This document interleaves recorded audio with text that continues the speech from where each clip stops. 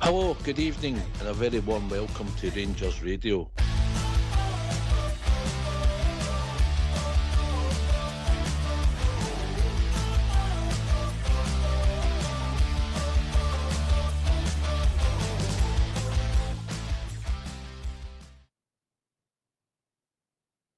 Hello and welcome to Rangers Radio. Joining myself, Robert, on the show tonight is two stalwarts of Rangers Radio, Southside and the Bridgeman. How you doing, Southside? Aye, good, Robert. Good to be on with the legend, the absolute legend in the Bridgeman tonight. And then good evening to everybody on the YouTube tonight and everybody else listening on Facebook. Evening, Bridgeman. Oh, evening, Robert. I'm still on a high with the result of the weekend there, so forgive me if I go a wee bit over the top.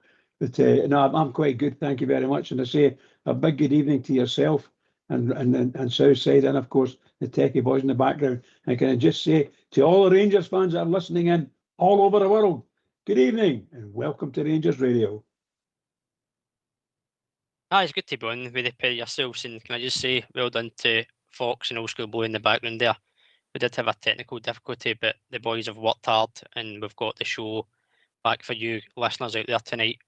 Obviously, I was on the show yesterday, guys, so I gave my thoughts on the game. So I'll just get around yourselves first of all, starting with yourself, Southside. Get your thoughts on the game, and yourself, Bridge, and then we'll get the phone lines opened. So, Southside, what was your thoughts yesterday on the performance and the result, mate? I'll echo what you just said there, Robert. Well done to the techie team, because we had a lot of problems there just trying to get the show to come on there and get everything sorted for everybody to listen in. So well done to Fox and Old School Blue. Tremendous effort to get us on tonight. Yesterday, good to get 3 points at Ibrox. See a Rangers victory. Small steps, I think, yesterday, but it was good to get the result. Thought we played no bad, Robert, at times. I thought there was some nice play. I was watching Danny Rowe at the side, and he was urging the team forward a lot. You could see him on the touchline. He was active, Robert, quite a lot, shouting at the players, encouraging them to go forward. I think there was a couple of times, I don't know if you noticed yourself, Robert, but he passed the ball back, and he was going off his head. He was screaming at the player as if to say, no, we go forward. You could have went and took a different direction with the ball. I thought goal for a set piece for Tav, for Big Cornelius, which was unusual for us to score goals for set pieces, so it was a good header.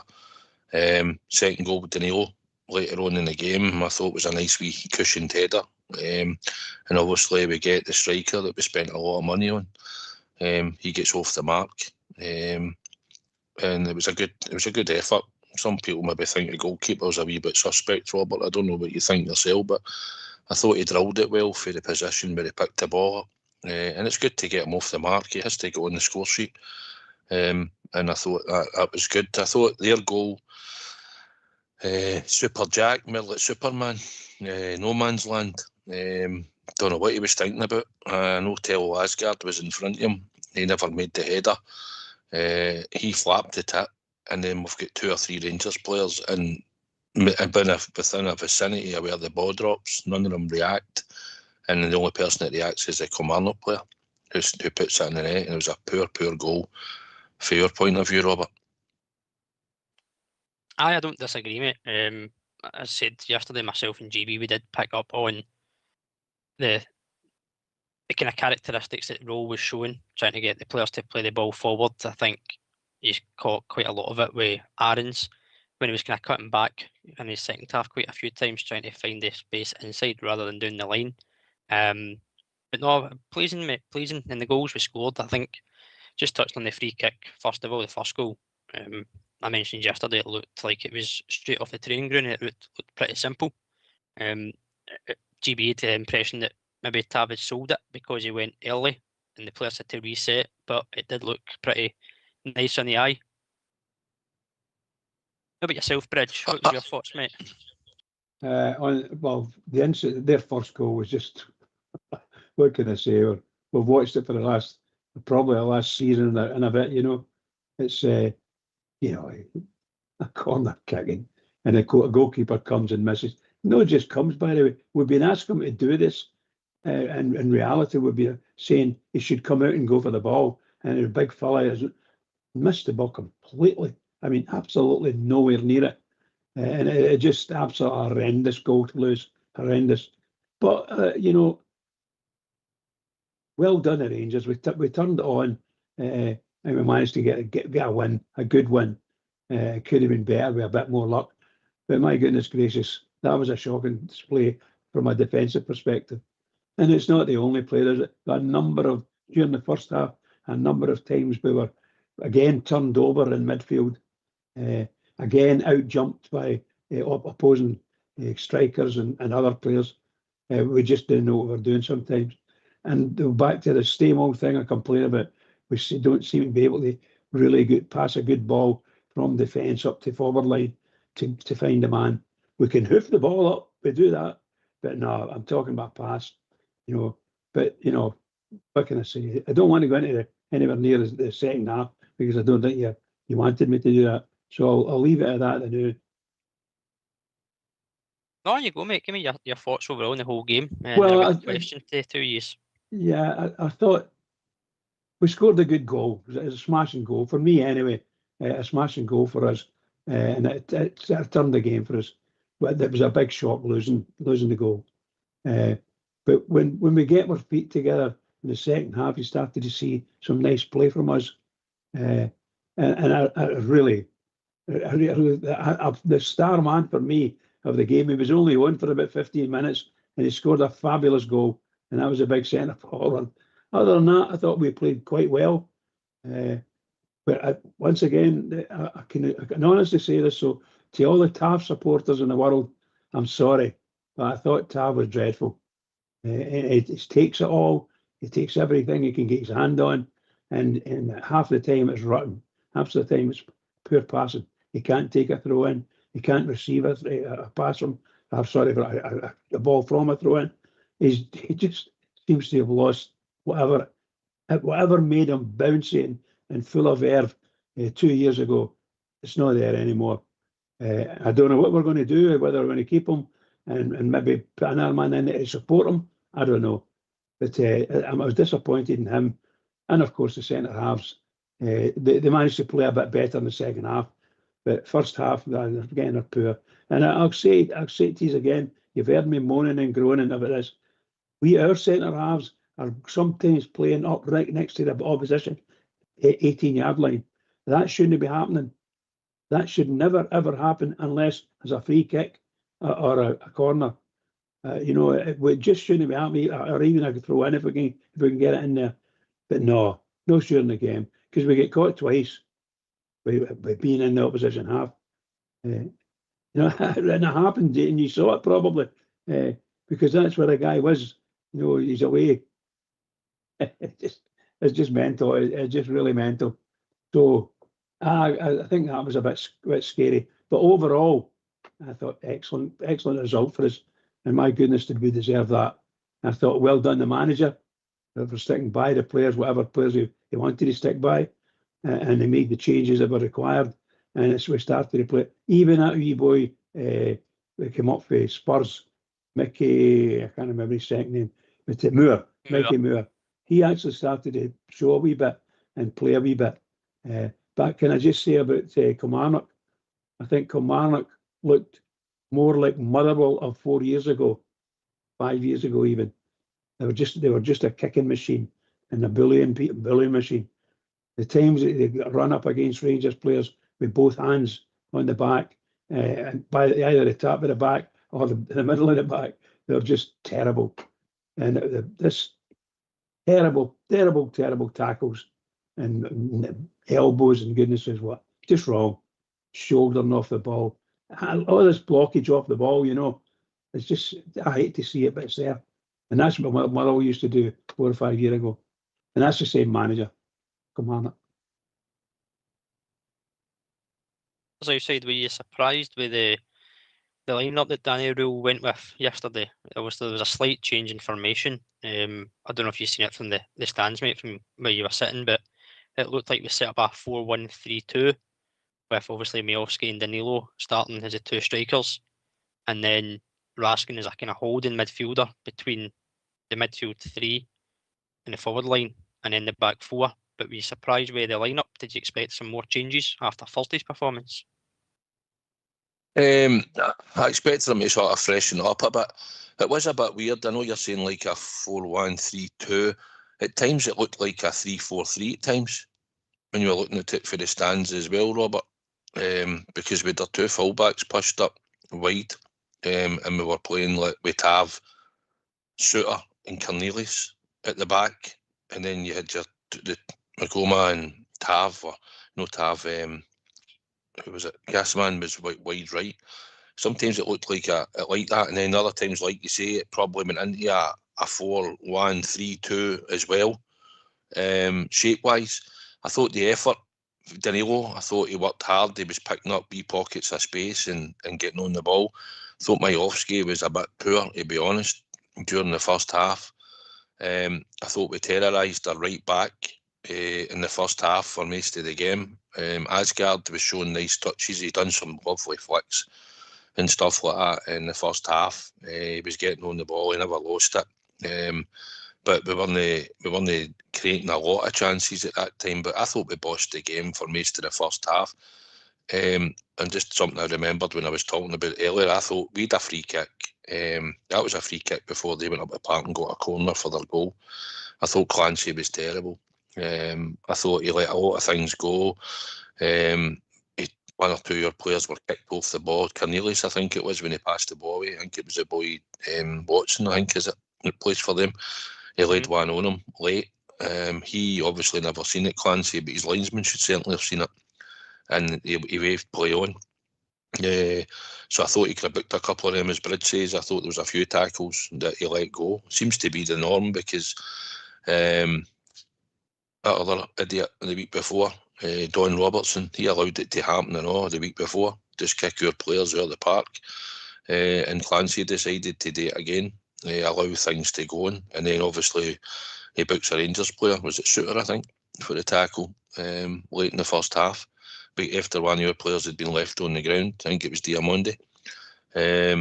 So the team selection wise, when I seen it, I thought I was good. We had to try something, Robert. We need a bit of freshness. We'd played a game on a Thursday night. The performance was pretty poor. We were at home and we had to liven it up a bit. So I thought Danilo done well. I thought Miovski was pretty poor. I thought Gasman done all right. I thought Asgard was pretty decent. And I thought we dominated most of the game, Robert, to be honest. Apart from losing that silly goal and a really good save for Jack Butland from a header in the second half, which would probably have made it 2-each at that time. It was a really good save down his right-hand post. I thought we dominated Kilmarnock for large spells of the game, to be perfectly honest. I thought the work rate was a bit better off the ball. I thought we hunted better. I thought it was a bit more gone and shutting down. But Danny Rowe at the sideline certainly orchestrated that. He was certainly there and he was vocal at the side of the park, and a lot of players. And I thought it was effort-wise, although it's baby steps and it needs to get better, I thought it was a lot better, Robert. If you just take the two games from Thursday and yesterday into comparison, mate, it's night and day. And we mentioned it yesterday that he's had very little time on the training park to actually get these ideas across, whether it be personnel changes and different instructions, the formations. I mean, as you said, we've seen a few yesterday: 3-4-3, 4-1-3-2, 3-5-2, 3-4-2-1. There was a lot of variation from the head coach, which impressed, I think, a lot of supporters. And we touched on it yesterday. And if that's in a little space of time, then it's a good foundation to start on. You see it yourself, mate, it's a small step, and he touched on that in his interview yesterday, that it's a long journey, but you've got to take that first step, and we done that yesterday. Bridgeman, if you were to sum that performance up, I asked this question yesterday, and I'll ask the two yourselves as well. To sum that performance up out of 10, what would you rate it? Well, I'll give it a 7. Yeah, definitely got a 7 for me. I've thoroughly enjoyed it. The only things I don't like is, as I pointed out, our boys aren't strong enough to stand up to these guys. And sometimes they can't be strong in certain positions because the fouling and sometimes the kicking. No, it's not just fouling, it's kicking. The kicking, it's just terrible. And their right back should have been sent off 3 times yesterday, just for saying sake. I'm telling you now, he should have been sent off 3 times because he was doing even off the park tackles, follow through tackles, and just fucking, excuse me, just shocking. So that's the only thing I didn't like about our team. They got involved in that, our players were involved in that, but that was out of their control. Overall, when they were in control, I thought we played quite well. I thought in the second half we defended a lot better, held the ball better, passed the ball better, and scored goals. So that was really, really good for us, and I was very happy with it. 7 out of 10. 7 out of 10 for me. Southside, same question to yourself, mate. Out of 10. Out of 10. I'll be a wee bit. I'll be like Albert. I'll go for a 6. You probably wouldn't even give him a 6, but I'd go for a 6 out of 10 because there's certain things in the game that we still need to be better at throughout. But considering he's just come in, he only had a couple of days to work with the players in the European game, come off of that defeat, and then play Kilmarnock and beat at Ibrox. But we had to win. We have to get this on track. We have to start winning. We need to get we need to get back on track, Robert. You know, these players need to ship up and start performing because a lot of them have been letting the team down, letting us as a support down and letting the club down. They can hide behind managers if they want in certain things. I'll agree. Russell Martin has certainly had them confused, so I'll give them that benefit. But there's still players there that have been there before and haven't been pulling their weight for a period of time. So I thought maybe give them a 6.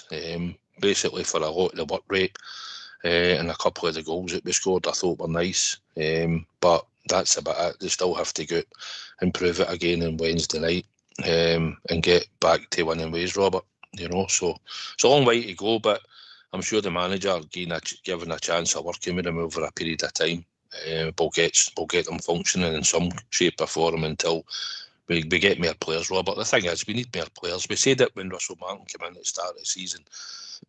I said whoever manager came in, we need at least 3 transfer windows to get this squad into shape, no matter who the manager is.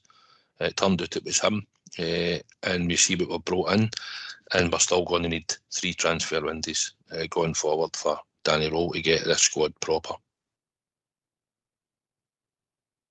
I don't disagree with you at all, mate. And just before we go and get the phone lines open, I've just heard in my ear from VAR, Bridgeman, that's a yellow card for you, mate.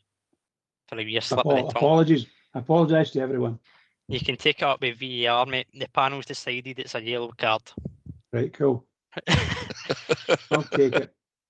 Right, we better get these phone lines opened, lads. So let's hear from you. Why don't you give us a call on 0141 356 1972? It's your show, it's your platform. Let's hear from you.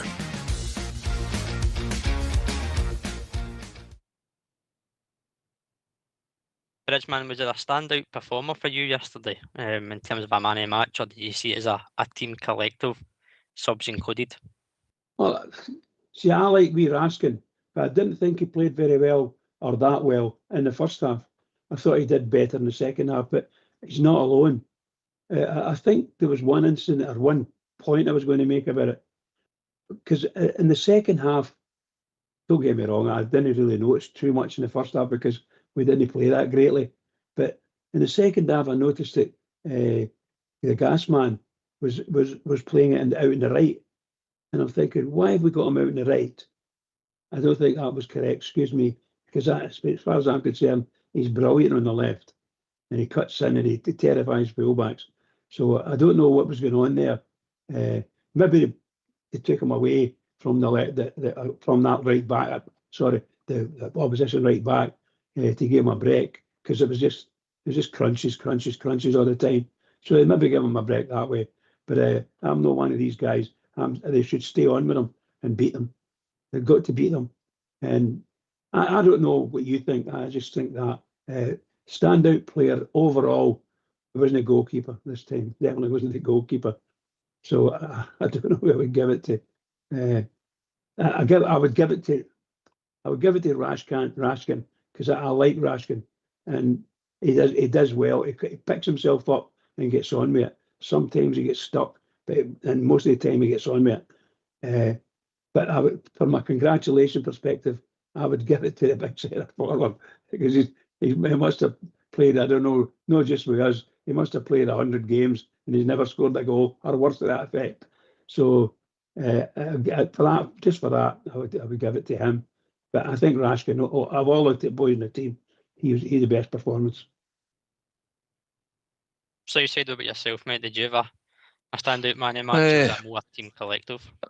I think first half, the wee left back was good. I think he got up and down the park. He was doing quite well, link-up play and stuff. Magoma, I thought he was pretty good in the first half, to be honest. So I thought we gave their right back a bit of a roasting in the first half. We really doubled up on him and that, and I thought we were decent. I thought Asgard had some lovely touches and lovely wee flicks and that, but without absolutely being outstanding. Probably I think we're just looking at a team performance, Robert, overall. But I thought the left back in the first half was up and down and he was doing well and getting to the byline and getting balls across. But less so in the second half. But there wasn't really a standout if I'm honest. I think collectively we were just looking for get 3 points and to see us try and get baby steps and try to get the victory and see if we could see wee patterns of play and make sure the players were putting in full effort as much as possible, Robert, because that's what we've been criticised, no, for lack of effort, heart and desire. And I think over time they may get a bit more fitness in them. I know they've done a pre-season, a lot of them and stuff, but listen, we get run off the park on Thursday night,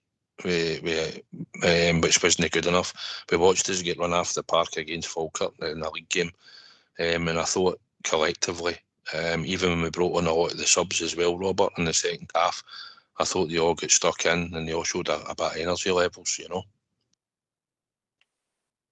Aye, again, we touched on it yesterday, mate, and myself and GB and a few of the callers we got in kind of with the same opinion that the substitutes were made at the right time for the right personnel and each one contributed. I think we were all quite impressed with, Bridgman said earlier on, Mikey Moore. Again, he was more central than what we've seen him in previous games. He's been kind of out in the wings, but he seemed to bring a bit of an energy in that final third. Looked sharp, willing to drive forward.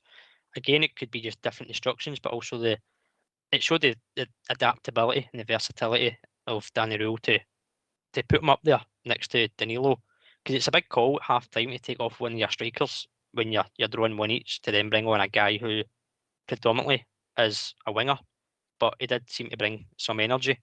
And just touching on energy, when you look at the midfield we started with yesterday, whether way you set it up, Raskin and Diomande, does that bring a lot more energy than what we've seen in terms of previous, whether it be Raskin and Rothwell or even Barron and Raskin?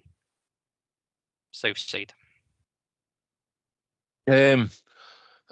Conor Barron always gives you energy. He doesn't always give you quality, but he gives you energy. I didn't think Diomande was great, to be honest. I thought he worked hard a bit. He had a couple of nice wee bits. The usual, he went in for a tackle, he drags the ball around and he pulled away with it. But I didn't think he was really influencing the game. But I thought he showed a bit of energy in there with Raskin, although Raskin wasn't great either at times. He'd give the ball away and some of his play was a bit poor. They two should give you, Robert. They two of them in there should give you the energy and what you're looking for, because we know we've seen Raskin get about the park, go and rob the ball off people and stuff like that and show a bit of energy, and Diomande can certainly do it. So probably having the two of them starting yesterday would have gave you that, but you think, and that they'll give you the running, the energy levels, drive forward as well as make sure that they track back and they do the covering work and do the shutdown work and work hard. But probably they two at the moment, because we've seen more of them than anybody else, they should be the engine room of that midfield. But I thought when Conor Barron come on, if I'm honest, I thought he showed good energy levels. I know it was a bit later in the game and team's tired, but Kilmarnock made a lot of subs as well. But I thought when Conor Barron came on, he came on and looked enthusiastic and tried to go on the ball. But, he's limited in some of his capabilities. But he certainly shows heart and endeavour. Be Connor Barron when he gets a chance, Robert. Ridgeman, if that was the pairing for Wednesday night to stay with Raskin and Diomande, would you be happy with that? Would you think that's our strongest midfield pairing? Or would you change maybe one of them, given the fact that Diomande's not shown the levels we've known him over the past few seasons? Well, I think there's something wrong with Diomande because I think he's a smashing player. When he first came to us, I thought he was absolutely superb. He seems to be off his game, and I don't know whether it's. I have to say this silly things again, like match fitness, eye ball coordination. You notice he falls to the ground a lot, and then he's got a full leg stretch to get to the ball. And I think he does. I think that happens because he's lost the ball, lost his whatever his impetus, and falls and tries to do a turn and get the ball again and go up and go away, which he apparently is quite good at, but it didn't work for him. So a number of times he gets caught too much.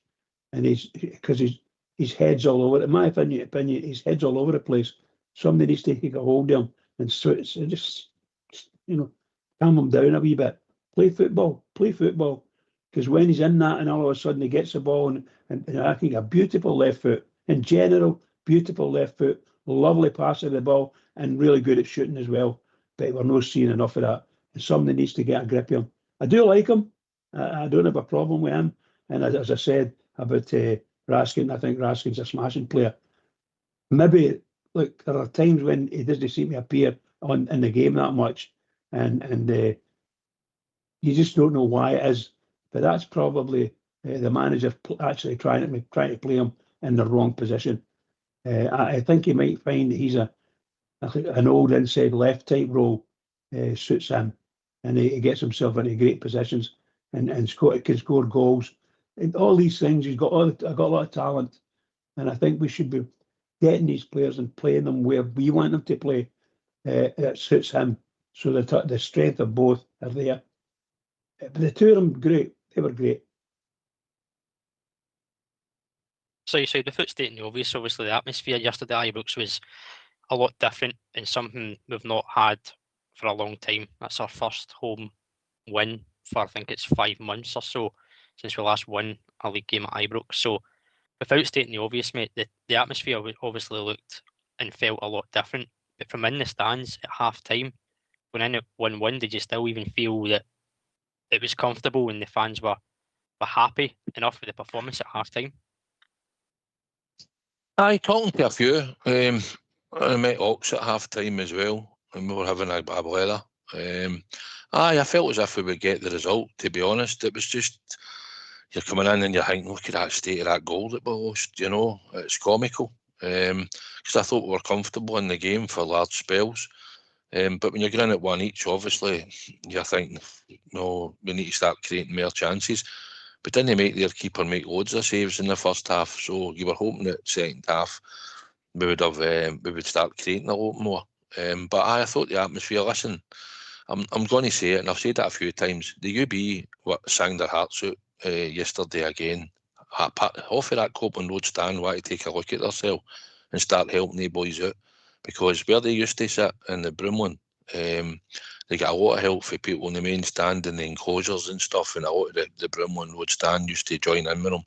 That Copeland Road stand need to take a look at themselves and help the boys out, because that atmosphere for there was pretty poor again. And I've got a few pals that sit in the Copeland and I've dealt them. It's shocking, the boys are there to create an atmosphere for the Copeland Road stand, and off of that Copeland Road stand on the border to join in with them. Whether they like the certain songs or not, it makes no difference.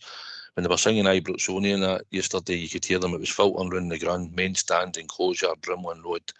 But nowhere near the noise level that can come out that Copeland Road stand. When that Copeland Road stand join in and sing, or they sing as one, you can certainly hear it.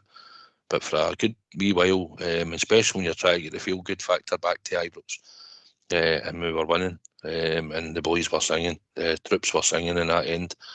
A lot of the boys in the Copeland Road want to try and help out and join in. I'll say it on that, because it's certainly not as loud as it could be. So I'd like to think that going forward, Robert, that will change. Rizman, how did you feel the atmosphere was obviously you're hearing from Southsider who was at the game. There was songs chanted, there was songs sung, a feel good factor back, and I know we're not going to get carried away. We know it's one game, it's at a time, it's a win, it's a small step, but we've got to be positive because we've not had that feeling for a while, and it is just about consistency getting into this game, obviously Wednesday night. But from an atmosphere side of things, getting a bit of a feel good factor back, it is a good step for a hint where we're going to go. Well, Southside's right about the singing group. You know, that's the Union Bears. They do the singing. The Copeland, when the things are up and when they're up for the song, they make a lot of noise. But when the Union Bears are singing, they don't necessarily join in with them. Some songs they will definitely join in with straight away, but other songs they don't, and let the Union Bears do it themselves. And Southside's right, of course. You know, sometimes you want everybody to join in. That's going to take a wee while.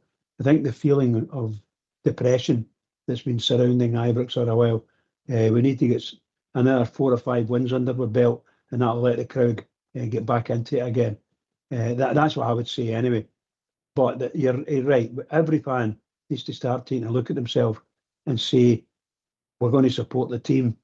And once you get in and do that, as long as you start winning, then the fans will take place and songs will come out, because it will happen. But I don't know when that will be. I would suggest if we can win in our next 3 or 4 games, it'll make a huge difference to the joy that's coming from the stadium.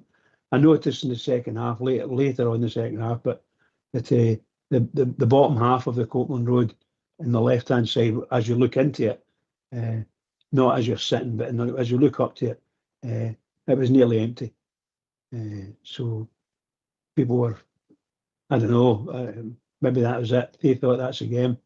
Normally, when Rangers are kicking into the Copeland, it's full, and it stays full. So I've got no idea why they would do that. But that's what was happening. And you'd have to believe, you listen to Southside, because he's there every week, and he does the business.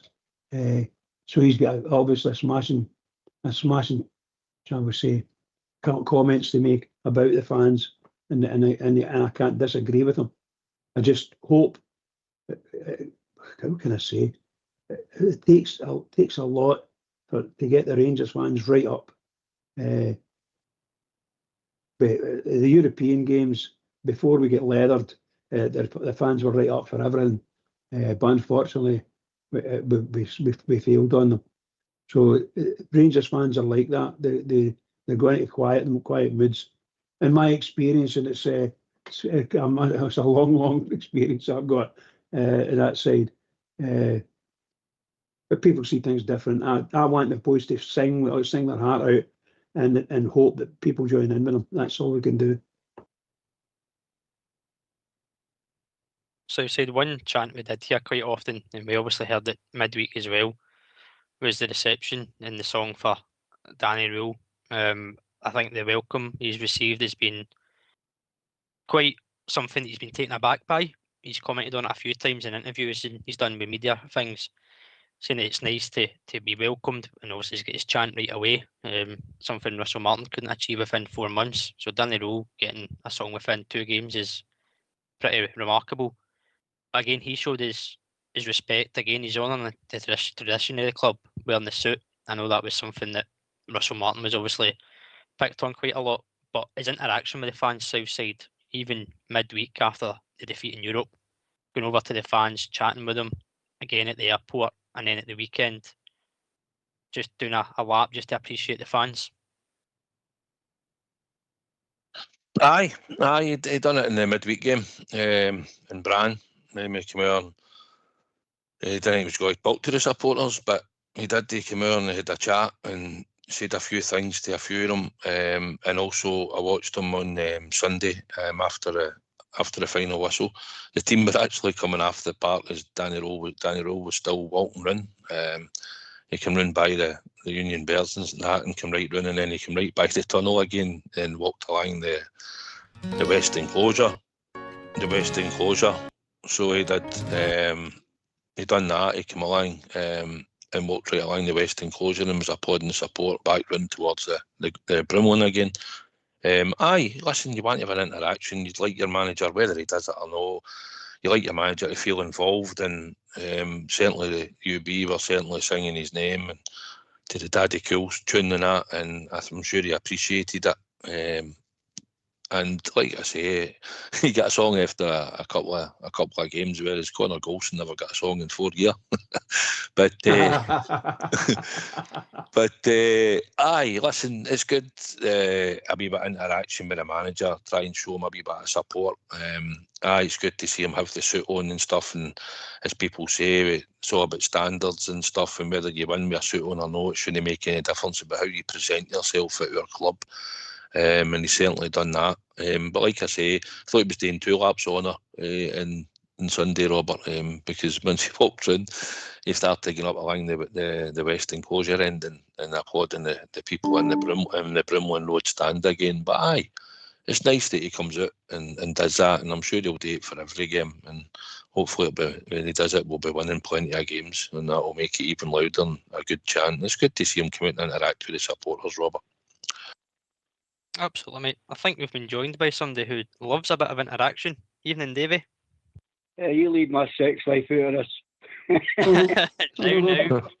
All right, Aldrin. I'm fine, Suicide. Evening, Robert, Bridge, Suicide, and all the ladies and gentlemen on the chat. Yeah, great. But aye, great points. That always is on this show. You get the chance to be what you are, and that's a true bear. I'm still very, very, I ain't taking that. It's great 3 points, but there's an old saying in life, one swallow doesn't make a summer, and one win doesn't make you a good team. There's still a lot there, but there was an improvement. It was what you would say, successfully bonding game, get the confidence up again. But I still think, and I hope I'm wrong in this, I really hope I'm wrong, there's still a lot of ups and downs coming. But we'll see. But I was going to just ask all you guys on the show tonight, have you seen who's the referee in the VAR for Sunday? The policeman in it. They want you laughing. Oh, they were. I don't know if Bridgeman will be aware, David. Would you like to inform Bridgeman of who is the officials on Sunday? Have you got them? Well, no, I've not got them, but I'll tell you, Bridge, you were very lucky getting a yellow. I had to give you a straight red. That's cool. Well, That's put it cool, this way. Davey. Aye, no, I'm only kidding, mate. You're the top man. No, I know Connor's the assistant manager. Sorry, assistant third. What is he? Frank Connors. He's assistant referee. Aye, that's it. Thank God you're there, Susie. And the VAR, I know, it's Dallas. Dallas is on the VAR. I could go on and on, but it's unbelievable. So it's Cheating Beaton. Did you say it was Cheating Beaton's a referee? Bridge, I'm telling you, it's unbelievable. And I'll tell you this. See, if that whoever the chairman is any kind of chairman at all, he should be on the complaints, getting into them about why this is always occurring, because it's time after time after time.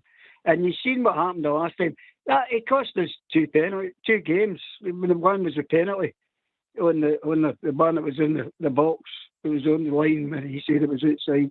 So we as a club need to try and take this forward, because that is a shocking mob of people dealing with that game. Some of them shouldn't be anywhere near that game. I don't know what you think of that, guys. Sorry, Davey, you're speaking about the previous game there yesterday. Because I thought the referee was quite appalling at times in that. Some of his decisions. Oh, I know. Yeah, spot on, Bridge. I mean, we all know that, but you don't expect anything else with Clancy. The guy's just Clancy.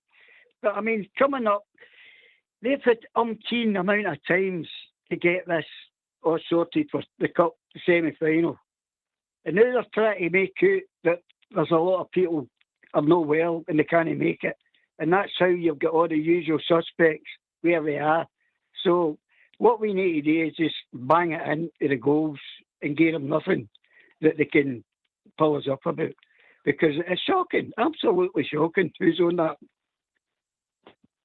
So just for Which one do you hate the most, David? Which one do you hate the most? 2 seconds, Bridge, and I'll fill you in who it is, mate. Sorry, pal. I'll put you out your misery, right? Because I'm sure you're eager to hear these names.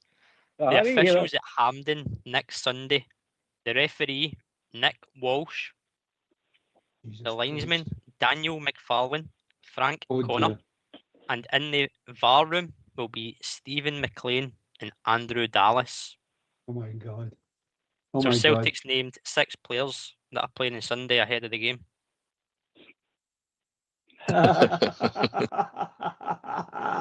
It's crazy. The whole thing's just nuts, isn't it? There's not another country in the world we put up with its crap, you know. It's just endemic in the country, not just a league. It's endemic in the country the way it's going. And well, what else can we do? Well, Rangers are a powerful force in football, or have been, and they want to build that back up again. And if start to say we're not doing it, you know, just tell them I'm not doing that. We're not getting refereed with these people. They're all Celtic fans. That's all you need to say. They're all Celtic supporters. And they're not going to tell you lies. Willie Collum and all these guys, they're all Celtic fans. So how can you expect fairness from that situation? Impossible. Just impossible. You're right though, Davey. What you say, mate, is we've got to go and put the ball in the back of the net and make the game about us winning it and getting through to a final, rather than a referee or a VAR call that either goes against us most likely than it would in our favour. But we've got to be clinical when the chances come and put the game to bed and put them in their place. Yeah, spot on. What was your thoughts yesterday, mate, in the game? Did you enjoy the performance? Did you think it was a small improvement and a big journey? Yeah, absolutely. I always one loser draw with the Jers. I've been supporting them for 70 years. But it was going great up to, excuse me, the goal that they scored. And because you're waiting for it coming. You're saying it's going to happen. But you're waiting for it. You're saying to yourself, they've got to get out of this habit of losing snidey goals. And what do we do? I watched it a few times, and it was shocking. And we've got to get that rectified, because, and I think the guy will do that, but he can't. He can only play who he's got there. That's the boy's problem. It was a good game, and the 3 points was good.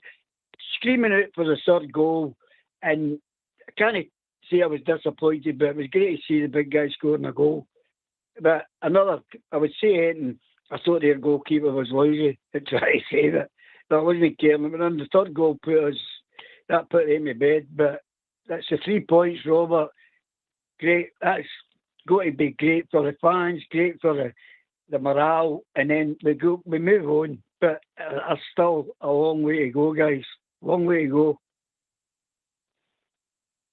So you mentioned it earlier in the show, mate, that we dominated the most of that game. Probably about 85 of the 95 minutes we dominated. Kilmarnock had that kind of 10-minute spell at the end of the first half where they obviously score in. But there was chances where the ball was in our box and we looked a bit nervy. We were trying to panic, clear it, and just we didn't look settled. And I think that's what Davey's touched on, that there's still improvements, particularly at the back line, that we can improve on. Aye, there was one or two moments, I think, Davey, as you're saying, there was a wee bit of panic, I remember, in the first half. The goal was shocking. You got to look at our goalkeeper. Asgard, the ball came out of his head. He's flapping at it like Superman, Davey. It's no good enough. And then as it falls in between 3 of our players and it gets through to one of theirs and they score, which they didn't really look like scoring, to be honest. It was just it was a free kick for us, to be honest, Davey, before the corner was given. Yeah. They left one of your players, I think it was Diamande, on he done him. But Clancy decided to let the play go, and it ended up getting out for a corner, and for the corner they scored. but I thought we were comfortable for a large spells of the game. We were nervy a wee bit in the first half. Second half, Jack Butland did a good save down at his right-hand post. It was a bit slack to let the boy get a header in. But I thought on the whole, David, we know this squad's not good enough, you know, but hopefully he can get a tune out of them. I think he's going to play different formations going forward in different systems, which might help the players, Davey. You know, it might help us to get results and maybe try and keep it fresh and get players in like he did. I mean, it wouldn't surprise me, right, if he started maybe even on Wednesday night with Conor Barron starting. He might. For instance, I thought as well that Lyle Cameron done well when he come on. I thought he went and picked pockets of space and picked the ball up. I thought he was intelligent. And I like him as a player. And I thought when he come on, he done quite well. And hopefully if he can get a tune out of somebody like him and maybe Conor Barron at times, when we've been relying on Raskin and Diamonde to be the engine room in there and do things for us. And let's be honest, Raskin's played for himself sometimes out there. He's been honking for weeks, although we sang his name and all that. And he scored his goal against Hibs when he came back. What's he really done since then? You know, he's not done a great deal at all. Yet we still think that on form he is probably our best midfielder in the midfield. So hopefully Danny Rowe will start to get a tune out of him, Davey. But I think we'll play different formations. I heard him talking and he said he played with a 6. Well, he called it a 6 and 3-10s, he said, basically at times. I think at times looking at it, we were a 3-4-3. And I agree with Robert. Sometimes we looked like maybe even like a 4. There was one time when they had the ball, we were lined up in a back 5, Davey. We had a back 5 across. We'd strung a back 5 right across at the time. So I just think he'll change formation and it'll be down to the players that come in to work hard and hopefully get his results, Davey. But we're a long way off of where we should be. But let's just start taking it baby steps and trying to get the wins. Hibs on Wednesday night. I'll tell you what, it'll be a lot louder at Easter Road on Wednesday night than it was at Ibrox on Sunday. The support at Easter Road will certainly be loud and proud as a away support, and hopefully that will drive the team, and hopefully he'll pick a team that's good enough to beat Hibs. We've already put them out the cup. I thought we were pretty comfortable in that game for large spells against them at Ibrox. Easter Road, listen, we can usually go to Easter Road and do well. It's one of the venues we've went to over the years and we've done pretty well. So I don't fear Hibs on Wednesday night. I'm looking forward to it. And I think it'll be a good atmosphere. But hopefully these players will make sure that we get the 3 points, and that'll give us a feel-good factor going into Hampden on Sunday. And we've seen the officials, and we'll just have to put up with it. Night Walsh, Jesus, you know, but it is what it is. We'll just, and as Frank Connor said, it was more out the bolts than it was in the bolts. No, that famous quote, you know. So listen, we know what we're up against, and we just have to make sure that come Wednesday and Sunday that we get the right results for the Glasgow Rangers, mate. Yeah. Anywhere you go, Suicide, you're loud and proud. Anywhere, even in a golf course. That's a wee personal joke between me and Suicide, by the way, guys. But what I would like, you're always you know your stuff. Everybody does, but we've got to stay with the pack. We can't let them. We can't drop off. We've got to keep on the pack's tails to give this guy a chance to get in and run about it. That's my main concern. Can we do it? And hopefully we will be able to do it. But we really need to get. And I feel for like Tabs. He's done great since he arrived at Ibrox. At this moment in time, I hate to say it. I've seen it many times. He is over the hill and far away. And see when it comes to some game that he's not taking shies, corners, free kicks. When I see that changing, I think we'll change. I don't know if you think that makes sense, but it does my nut in. I don't disagree with you, Davey. I think the time it takes him as well to go from right to left or left to right for corners on each side. I'm sure there's somebody in there capable of putting a ball in the box from a corner or a dead ball from a free kick. I mean, I'm not a fan of outswinging corners We'll come back to the point after the tune, but I'm not a big fan of outswinging corners. So if you're putting a right footer on it, you're pretty much clearing the ball for the defence already. I'd like to see a left footer put a ball in and top the goalkeeper. We've got guys in there who are good in the air, and it doesn't necessarily always be your centre backs. We've seen Nico Raskin a couple of times get to that front post, and you never know, he gets a flick on. It either takes a touch from somebody else, or it goes in the net, or a deflection. You never know, but I just think that there has got to be somebody in there other than Tavernier that can put a ball in the box for a goal. And to be fair, Tav's got a leap on him as well, so he might be more effective in the box than actually putting a ball in, Davey. Aye, yeah, well, we'll see. We'll see what happens to go. But at the same time, Danny's got a problem where he's limited to in certain positions. So at this moment in time, he's not got very much options to play this and play that. But I just wish he would try and just take that out of where we have been for too many seasons. Just take that continuously, him doing that all the time. There must be somebody who can take a better corner kick for certain other sides of the park. And we had that with Tierney, I know. He could do it. But then Tab sneaked in again. But that's that, you know. We'll hopefully they'll be up for it on Wednesday anyway. One thing I will say, Dave, is it's took us 10 years, mate, to realise that Tav's got a long throw on him.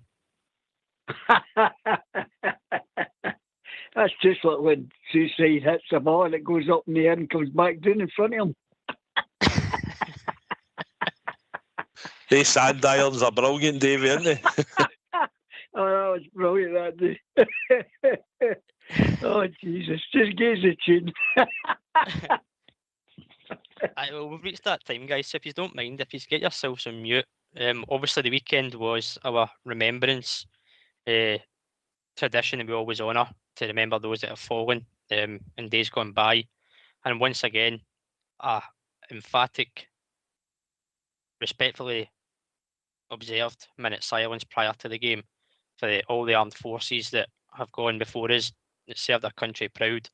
And once again, Rangers doing what Rangers do, Rangers fans doing what Rangers fans do, respecting that honour and tradition, and quite an impeccable minute silence that was correctly observed by all supporters, Kilmarnock fans included, and obviously this presentation before the game outside the stadium at the John Gregg statue. So in honour of that, we're going to have a tune slightly different from tonight, for just in touch with that from the weekend. So if you don't mind, get yourself on mute and we're going to have a tune.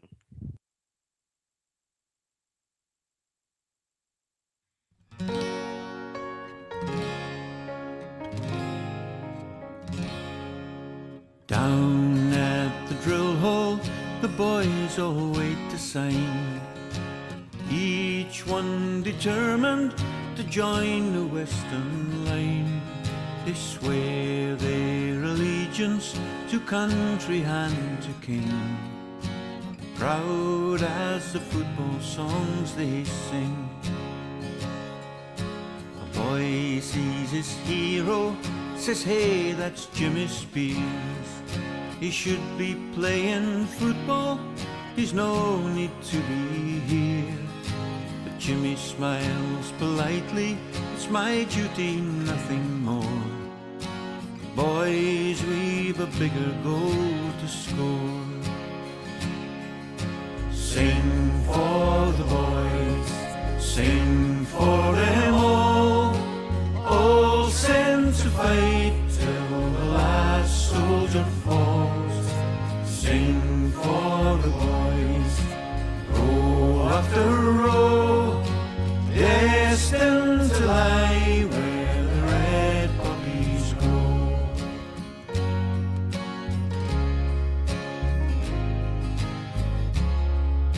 The boys land in Flanders, their journey's just begun. Jimmy swapped his football for a bayonet and a gun. The songs the crowds were singing still ringing in his ears as he fought as a loyal volunteer. when the army marches homeward, singing songs along their way. Jimmy won't be with them, where he fell is where he'll stay. The Great War is over, it's no 90-minute game. 4 years, 3 months and 13 days. Sing for the boys, sing for them all sent to fight till the last soldier falls. Sing for the boys, row after row, destined to lie where the red poppies grow.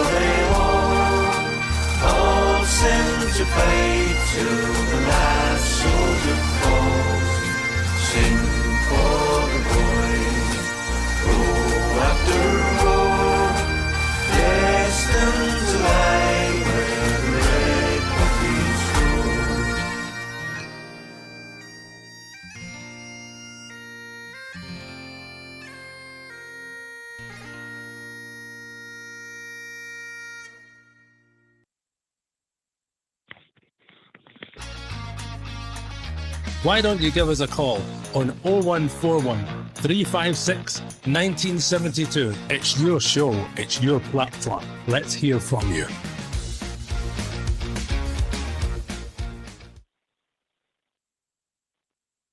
Cheers for that, Fox. Hope you enjoyed that one out there, folks. Again, a little bit different tonight, obviously, just to honour what Rangers supporters done at the weekend to remember those that have fallen. You back with us, gents? Yeah, great tune, Yep. Fox, great tune. Southside, David was touching on there just before we went to the tune about the set pieces. Set pieces can obviously win you games and lose you games, but we have got a bit of aerial presence that we can dominate at set pieces, particularly in the domestic league. Tav is constantly taking things. Would you like to see a bit of a freshness, even if it is still Tav hitting a corner, if he maybe a bit of variation, playing it short, getting a better angle, or a completely new taker? I think it brings a freshness. Is that something you'd like to see going forward? Maybe that Danny Rule might impose going forward? I've got to impose something, Robert. He can't keep coming out to the left and taking corners and stuff. You know, his delivery was for most of the time on Saturday for James Tavernier was poor, crossing into the box. Granted, he put a nice ball in. Cornelius got on the end of it. It probably looked like a wee bit of a set piece move because he came for deep, just for behind the line, Cornelius, and got a good header. It was a good delivery, but there was a few corners in that first half where Tav couldn't beat the first man. A couple that he overhit again. He was similar again on Thursday night. We've got other players in the team. I prefer Tav to be in the box, to be honest, because he's got a good leap on him. He can get up high and header a ball. And I think probably him being in the area for set pieces would probably help us a bit. But as we've seen under numerous managers, James Tavernier has been taking a lot of the corners. We changed it and we let Cornelius hit the free kick for just outside the box, and the guy just in front of me shouted, "Where's Tav when you need him?" Who was standing next to him. You're like, get Tav back. But Aye, we need to vary it. We can't have him taking all the deliveries. It's got to stop at some point. It's been under numerous managers, and I know sometimes he can put a good delivery in, but listen, there's other players in that team and squad that have put crosses in for corners and free kicks, and when Tav was out the team, other players had to step up and do it, and there wasn't an issue with it. So we need to get away from that if we can, and hopefully going forward, Danny will sort this out before the end of the season. But it just seems to be that Tav just trots out and takes the corners. But I'd like to see a change, Robert, if I'm honest. Brisman, what about yourself? Obviously, we know Tav's in his last year's contract, so if we're going to find out if there's another player in there that can put a delivery in, then there's no time like the present, because as it stands, we're going to need somebody next year to step up and be a set-piece taker. Yeah, we've got ourselves into a bit of a pickle. We know how good Tav's been to Rangers for a long time. But the last 2 seasons, everybody can see the last 2 full seasons plus this one, it's getting a wee bit more obvious that Tav isn't quite the same Tav, And look, as you guys quite rightly say, he's taken everything and making himself, shall we say, unmovable as a position in the team. That's no good to the team. Maybe the manager turns out would like to see Tav doing that, but Tav was scoring, virtually every second free kick was a danger, possibly going in. He scored every penalty. I'm not saying he doesn't score penalties now, but these things start to die off. The older you get, they die off.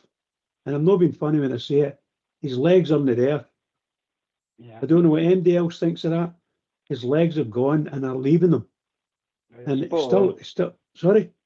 You're spot on, Brudge. Yeah, as we have to. We should have been doing it this year. That young boy that they brought in, Aarons, he should have been playing right back, or another. But he should have been playing at right back. I don't know if he's a good enough right back, but it's got to be seen. But we should have been bringing in a really good right back. A good somebody could take over for Tav. Maybe move Tav to midfield, something like that. But we don't really want him in midfield either, to be honest. We have to let's get 2 good fullbacks in our team. We used to always be proud of our fullbacks, Rangers, and that's what we need to get back to. I'm sorry about Tav and all the Tav supporters. I do apologise. I was a big fan of Tav's for years and years and years. I thought he was absolutely superb. He made me eat my words so many times with penalty kick, taking free kicks and scoring with amazing angles. And I think he's been brilliant for us that way. And he's made me change my mind a few times and eat my words. But now, I'm seriously, guys, he's now good chance that Tav's going to make 2 or 3 mistakes during the game that are going to be possible goals. It's really bad, really poor. It doesn't appear to be able to make the touch. That wee touch you need for a good pass when you're in defence. It doesn't seem to be there. Sometimes it's there, but most of the times it's not there. So that's what I've got to say about him. Davey, I'll give you my opinion on it, mate. Aye, on you go, mate. Carry on. No, just I just need to excuse me if you heard me laughing there. I wasn't laughing at what Brad said. I'm watching the chats and Rab Hoss says about Tav. He says he's left his leg in the house. Sorry, Robert, carry on. No, I thought that was good. Oh, yeah, fine, mate. Sorry, carry on. No, what I was going to say, mate, is I think for me, you look at our wingers, for example, even in defensive situations, we've got Kasama back. In my opinion, I don't think he's going to win a ball in the air amongst a box full of, 15, 20 bodies. So I would maybe put your winger on a corner. And as we've said, Tav in the box, or even on the edge of the box, because he can still hit a fairly decent shot. Like if it breaks to him, he can get a strike away or put it back in. So I think if you look at the wingers we've got, they're not great in height or aerial presence. So I would maybe put them on your corners. Again, that's just me personally. I don't think they're going to be ball winners in a box situation.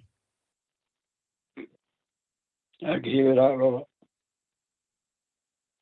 The problem that we're discussing at the moment is about Tavernier and this, that, and the next thing. But what is concerning at this moment in time, it's where he goes to and he can't get back to. And that doesn't work because he's got to the left to take free kicks. He's a right back. He's got to get back out of there. So somebody's got to cover for him out of there, which takes somebody else out of position. So we can't keep doing that. That's okay if you've got a guy who's got the engine in it may do it. And unfortunately, Tab ain't got that anymore. Southside, David makes a good point. Obviously, by going right to left or left to right to take corners or free kicks or even throw-ins, he's using energy there, which could maybe be impacting him later on in the game, especially in the European games when it can be quite frantic end to end. If you're going to be at the age he is, obviously, age comes to us all. Obviously, I'm a little bit behind you guys in time, but that will come to me soon, don't worry. But if he's using energy to go and take these set pieces, it is maybe leaving him and us short at the back and the kind of dire minutes of a game that could cost vital. Listen, it's all right if the delivery comes in and it's fine. Listen, Tav's scored 130 odd goals. I think it's about 135 goals and 530 odd appearances for us. But at the end of the day, the stats are great, and he scored some wonderful free kicks. He's put in some wonderful deliveries. He's got umpteen assists, right? We get all that. But like we say, your legs start to go. They start to go. I just think that when he comes away over to take that corner, if teams break on us, we don't have a right back. If he was in the middle of the goal and we're trying to deliver a cross in, he can get back, I think, to a point. But when you're taking the corner and you're away down there on the left-hand side, okay, we normally try and get cover from him. I'll wait and see how long the manager puts up with it. Whether it happens to the end of the season, if Tav stays in the team or no, I don't know. I'd like to think that they've got other players. Surely Asgard could put a delivery in for us. Surely if Rothwell was playing, he could put a delivery in the box. Raskin should be able to, although Raskin's quite good in the air and he's proved it, he gets up, he's done well at the front post. I think if we'd him and Tav in there, and Suter, and Cornelius, I think it gives us Mary a presence. And obviously if Chimitti's playing, there's another 6 feet odd guy that we've got in the area that could probably contribute. But listen, we're no Tav bashing, but I don't think Tav will be able to keep playing successive games. He looked miles off it in the Thursday night in the European game. Although he played maybe a centre-back role on Sunday there, because we were sort of three at the back for a lot of the time. But listen, when your legs start to go, they go. And we might have, I just thought we'd be spelling them. And I think it's down to Max Aarons to get himself into that team and force his way into the team and the manager's thoughts and plans. He's younger, he's got more energy, and there's no reason why Tav can't still come in and play certain games. But I think we're going to come to a point in the season. John Suter will be the same. He's played 2 international games there and all. And we've got a run of games coming up. At some point, you're going to hit these red zones that they talk about. Although Tav and Golston never seem to hit a red zone all the time they were at our club. But at the moment, with sports science and the way they look at it, we're going to have to spell Tav out at some point. We're going to have to take Suter out at some point. And other players will need to come in and stone up and do the job, Robert. His legs look like he's not as sharp as he has been. He's not got the energy to go up and down the park. But in time, when we look back, Tav's probably scored more goals. I mean, think about it off the top of your head. How many defenders have scored the amount of goals that he scored for us in the last how many seasons? He's been a phenomenal player for us. His stats are up there. That'll be up there for a long, long time after James Tavernier leaves the club. We'll not have another attacking fullback that will have the numbers, and I don't think I'll see it in my lifetime, and whether you see it in yours, we'll see, but I don't think somebody will reach the numbers again that he's got. But in saying that, that's all right. He's achieved all that, but you've got to keep achieving and keep performing. And at the moment, his legs look like he needs help, and I think coming over the next wee spell of games, I think we'll probably have to spell him out the team, to be honest, Robert. Brisman, if we do what Southside says and we do start to rotation between Tav and if it is Max Aaron, so obviously that's the kind of like for like choice at right back. You remember back a few months ago where Russell Martin made the decision to omit Tav from the starting 11 and we played Max Aarons, and he came in for a lot of criticism, Max Aarons that is, for his performances, and we were all calling for Tav to come back into the side. So we either look at it one way, Bridge, that we recognise Tav's coming on, he's not got the ability that he did show before, but we've not seen enough of Max Aarons to be assured that we're going to get a level of performance that merits him keeping that jersey in that position until at least January. Well, I think that's what I said a wee bit earlier. I think I put it that way. I don't know if Max Aarons is a person that's going to be able to do that, but you're going to have to find a right back. If you want to get rid of Tav at all, then you're going to have to find a right back. And as far as I know, we don't have anyone who's actually played a right back other than Aarons. So that's all I've got to say about that in that sense. But we have to realise the team and the management and the board all have to realise what Tav's done for us and be grateful that he's done it. But now he's starting to, the shine seems to have gone. And I'm trying to say things nicely. And my opinion, my honest opinion, I think he's becoming a wee bit of a liability to himself. And there's some absolutely dreadful passages made, throw in straight to opposition at crucial times and places in the field. You know, he's done all this in the very recent past, but still he's managed to keep on the game and try to keep everybody going. So you can't take that fighting spirit away from him that way. But if we're going to have someone, we're going to trust that boy Aarons, then we have to go all in, all guns blazing. And everybody needs to recognise that the boy's there and what he's going to do and how he's going to do it. That's what's going to have to happen. And Tav needs to sit out for a couple of games or be brought back in for desperation. But I just don't see Tav from now on to the end of this season actually being able to do too much for us. Now, that result of the weekend might make a big, big difference to all that. All these things that are being negative about Tav may actually burn away because he might get some confidence in his game and start to show again. That would be a miracle for me, but you never know. But I just don't know if the boy Aarons is the right boy. I think we've watched him a couple of times, and to be honest, he's been quite poor and disappointing for himself. But he's now come back into the picture, and this manager might just trust him enough to put him in instead of Tav, and he might win. It might be a winner for him. So we can only go with that with these things. And I'll say it again. I really, I'll watch him and I think to myself, my goodness, Tav, you're a totally different person. And you know, he scores penalties for us. He comes close at free kicks. He even scores some. He scored there a week there from a good shot. So he's still got a bit of football in him. But the position we want him to play in reality is at right back. But what Tav's made his name over the years, and it's charging up the park. And for about maybe 3 or 4 years, young Candias, the wee Portuguese guy, was a fall for him. He always came back and covered for him, and it made things work really well for them. But we don't have anybody here who can do that now with Tav. Just can't do it. I can't say too much more than that.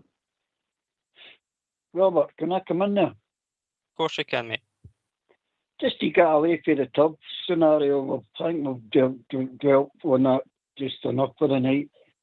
We all know that needs a bit of sorting. So I would just like to say I thought the manager got his subs pretty well spot on, because I thought wee Moore came on and he was wandering about, and I think that is where he's better playing, because he was taking him on. Okay, he's a bit lightweight, he was getting bumped, but he was making moves which we have not been doing, and I think the manager made a good call with his subs. So I don't know what you think about that, but I thought wee Moore looked more like what he should be. He certainly looked a lot brighter and positive than what we've seen on recent games, Davey. I touched on it earlier. When he came on for Miovski, you thought, is it a formation change possibly? But he didn't. He kept that kind of structure, and he had Moore up beside or just slightly off Danilo, more central, and he looked positive. He got the ball. He was willing to run, even tracking back, digging in for tackles. He kind of showed the glimpses of the reason that we brought him to the club, and he's highly thought of down at Spurs. But he mentioned in his interview after the game, Danny Rule, that the players that he brought on, the impact players, is maybe the likes of Mikey Moore, an impact player where you bring him on when teams have been chasing the ball for long periods of time, they start to tire, and his burst of energy gives him something else to think about rather than starting. Do you think he's more of an impact player? Sorry, did you call me there, Robert? Davey, sorry. If not yourself, mate. Davey, you there? I am here. On you go, Suicide. You're the man. Aye, listen, it was good that he came on. He showed lots of energy and that, and maybe like Danny Rowe, I don't think he's going to. I think he wants to let them go. He said when you get into the last third of the park, you have to go and attack your man and stuff, and go and commit and break the lines and commit people. So I think a lot of the players, the forward-thinking players, are going to get that chance for him. And as you seen, I was saying to Robert earlier, Davey, he was encouraging them for the side of the park. Even when it went to the left back and he passed it into the midfield, he was driving them. He was telling them to get forward, go forward. A couple of our players made a back pass to the goalkeeper, and he was going off his head. So Mikey Moore coming on, I think he'll probably say to him, look, you go and play with freedom, but you need to play within the system. And I think he did. I think also, Davey, I think Lyle Cameron made a difference for the short time he was on. I think he showed good energy. He got into good pockets of space. He found pockets where he was available to receive the ball and play the wee passes. And as you said earlier, you're talking about the subs. I thought Connor Barron come on and showed a lot of energy. He tried to go on the ball and make the passes. He looked full of energy. We know he's limited to what he can do. The problem is, Davey, we don't have a creative midfield player that we can rely on that can take the ball. And somebody like a Barry Ferguson that used to take the ball and just go and make things happen. And not be afraid to come and take the ball. Be a leader on the park. We don't have that midfielder or two midfielders, creative midfielders. You've got Raskin, you've got Rothwell, you've got Diamande, but they're no demanding players. They're no taking games where you say they run games. We need to make signings in that midfield with quality. Asgard, I think, has got quality. He needs to have another gear. He needs to try and go and boss a game. Try and take the ball more often, because some of his touches, Davey, on Sunday were really good. He had a couple of nice wee flicks and all that, and it was intelligent. And he's got ability. We just need to get more out of him. You know, I think we need to get more out of him in the middle of the park or where he's going to be playing to make a difference. But we need players. We need a bit more physicality in the middle of the park. Once we go and buy players, we need to get a bit more physicality. But Barron, I thought, showed enthusiasm and effort, and he looked lively. And Lyle Cameron done well. And as you said about Mikey Moore, thought he came on, he was encouraging. When Chimiti held the ball up at the edge of the box, he was behind him. If it doesn't take a deflection off the defender and just go by the post for the corner, he might have put it in the bottom corner, Davey, with his effort that he had, Mikey Moore. So I thought he showed a lot more desire, and probably playing with a handbrake off me, the players knew, you know. Mm-hmm. Yeah, just you said that well there.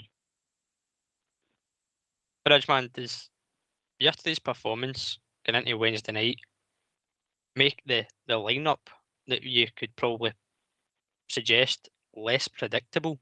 Because the recent lineups, you could guess roughly maybe 8 or 9 players, whereas if you take yesterday's performance with the substitutes as well, you're maybe thinking there's a few more options in terms of formations and personnel that we could maybe set out on Wednesday night. Yeah, you could. Yeah, you could do that. Absolutely. I think, my opinion, we must trust this manager, and I think he's starting to see players coming after their sort of training, what they're doing at the training. He's starting to see some of the best of them, and we should trust them, because I think you're starting to see what I saw anyway is that the players are starting to play for him.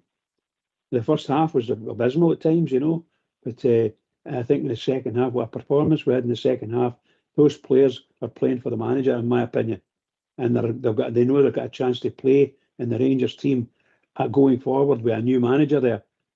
That's a great future for them, and that's the truth. But they have to do it, and the manager, I think they did it for the manager at the weekend, and I think they'll continue doing it. That's what I feel. I don't know what anybody else feels, but I think they're starting to play for the manager, and you'll see the manager making a difference. I think what the manager did when it went over to the crowd, even though the crowd were booing the players and telling them where to go, I think the manager went over and took over that type of thing, and the crowd respected him for it. And that's what's going to happen in the club. The crowd will 100% respect that manager, and the players will be respected as well, because at the end of the day, they're his players, and I think that will happen. It looks great. It looks great for me, and it's nice to see Rangers coming off the park, players being happy and know their head down. So we saw that on Sunday, and that was great, and that long may it continue. European games, well, we'll need to see how it goes. We might find that between now and the end of this year, we might find that the whole squad that we've got is not good enough. That's up to the manager to see that. We fans can see it sometimes, but picking players and pushing them in different directions makes a big difference as well. So you get the manager to pick you to play there, and you do it. You do it well. You find, in fact, I like playing that position. I never knew I could play that way, because the manager give you the confidence to do it. So all that could happen, and I mean, I'm hoping, I'm fingers crossed everywhere. I hope it happens for the manager, because I think he's quite a good manager, to be honest. And there's no big to do's with him, He's no flashy that I've seen anyway, and he likes the fans, and the fans like him, and that's a big thing. That you're right, Bridge. It's certainly a good start when you've got a relationship and a good relationship with the support, I'll say, because we know how quickly it can change. But if a manager's got the backing of the fans, and the fans can start to see already improvements and things that can be improved on. But as I said earlier in the show, from Thursday to Sunday, very little time to work on anything on the training ground, and to kind of put in a performance that was almost as close to 90 minutes as possible. Yes, there was still errors and there's still frailties. There always will be until he gets time on the training ground, gets his players across. But Davey, I don't know about yourself, mate, but it looked a lot like it was back to basics. And Southside used the word earlier, freedom. It looked like the players had the freedom to play and not bogged down to instructions being overloaded, which could have been said for under the previous management. Yeah, that's true, Robert. I felt watching the first half anyway, when you know what Kilmarnock are going to do, but a lot more teams are looking at us the way we are and saying, well, Rangers are vulnerable, so we'll open up a wee bit, but they didn't do that. So one of the problems was breaking down sort of 2 5s, and I thought we looked better the other day than trying to get around them than what we've been in the past. Maybe I'm just looking at it differently. Can I just get back to what Suicide was talking about with Lyle Cameron? I think he's one definitely going to be a really good boy. He reminds me a lot of wee McDonald, a wee Doddy McDonald. And that's what that kind of player we're screaming out for. And we Barnes can become that, I know, but we definitely need somebody like Suicide is in the character of Ferguson, playmaker, open them up. But you're right in what you said, Robert. You're spot on. Southside, do you think Hibs and Wednesday night's probably the ideal opponent? A tricky away fixture at a venue that, as you say, we've done well in the past, but we know what we're up against, a physical side. Do you think it's an ideal opponent to see where this squad is currently after a win, particularly in a away domestic fixture midweek? It's a good fixture. It's always a lively fixture at Easter Road. I mean, we were there last season, we were battling them, and then we conceded a couple of goals, We were 2-0 up within 25 minutes or something, and we let them back into the game. So Aye, listen, we're trying to build confidence. It's a win at home, and now we're looking to go away from home and get this other victory. I'm sure he'll change his style, so we can't sit here and say, well, we'll play this sort of style and this one will play and that one will play, because he might change it up again. He'll look at the opposition, like he says, and he'll pick a team suitable that he thinks to start the game. So looking forward to it, but listen, we've got a wee bit of confidence for Sunday there. We've got a victory. We know what's in front of us. Hibs will pose us problems, obviously, with a bit of speed up front. They'll probably look for Boyle and stuff.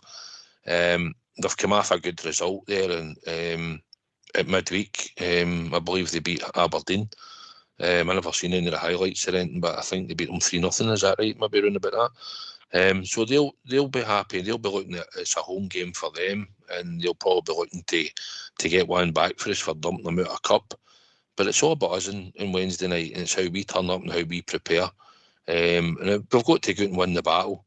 So let's hope that we win the battle, and when the chances come along, we'll take them, and we'll come away on Wednesday night, Robert, with a victory. But it's about building momentum, and if we can come away there on Wednesday night with the 3 points in the league, it gives us a good bounce going into that game on Sunday against them at Hampden. I'll put you on the spot first, mate, right? And then I'll go to Bridgeman and Davey. Out of yesterday's performers, who would you say is a definite start on Wednesday night? I'll not ask for formation set up yet, but individual players, who is your starters? I think Cornelius will probably start. I think the left back had a good first half. Magoma, I think he was decent in the first half. I think he'll start. Up front, I think Danilo will possibly get the nod with another. I think we might go with the two up. Out of that, Diamondi, does he really deserve to start again? In my eyes, probably no. But Willie, he could. Just because we're used to having them in the team. Raskin will probably start, I think. Tavernier, I don't know. He probably will, but listen, he had no a bad game, but it's about, I would rather keep Tav. If Tav for the Sunday, I think I'd rather keep him fresher for the Sunday if he was going to be included in the team in the manager's eyes, because he might have one eye on it. But Cornelius, the left back, Raskin, and I would probably stick with Danilo. Asgard, I think I would keep as well. Out of that, aye, the rest of them are up for debate, mate, in my eyes. Bridgeman, what about yourself? Who would be a starter from yesterday's performance for Wednesday night? Well, I think honesty among the fans must be there. I think defence for the goalkeeper out to the end of the defence is going to be the same, I assume, because he hasn't wanted to play anyone else. So I think that'll happen. I think you're going to find, as I say, Suter and Cornelius as your central pair, and you'll have Tav and Gomo at the back there. So I don't see that changing. Well, you could change in midfield actually, but I think he'll stick with Diamondi and the other boy that Southside says, the big fella. I can't remember his name now for the life of me. Kumite. No, I'm talking about midfield. Asgard. Big fella, Asgard, that's him. So I think him and what do you call him? Oh goodness, they keep slipping in my mind. Diamondi. So I think him and Diamondi definite. I think Gazimo will play, and I think they'll go with. We finished up front on Sunday. Was Danilo and was it Danilo and Dimitri? Is that correct? Is that about his name? The big centre forward. Dimitri. That's him. Yeah, I think he'll play along with Danilo. But they have to watch out because we're playing against Hibs, and they're a tough team. They've got their ex-captain, who was one of the dirtiest players that's ever played in Scotland. But sometimes some good tackling. But he's Just like the other day there, we were playing Kilmarnock. You're going to see all the old professional. They're hassling, but hassling with arms, you know. So that's where you're going to get a lot of that, and a lot of tackles for the back, and from the back they'll tramp on the feet. All of that nonsense will come in, you know. We need to watch for that and watch what we're doing, and don't retaliate or not retaliate like that. But they support each other. I'll cut across you, Bridgeman. I think we've been joined by Ross. Evening, Ross. Good afternoon, brother. How you doing, mate? What's on your mind? What do you think, the new manager? What do I think the new manager? Well, he's got a 50% win success rate, so that's a not bad start.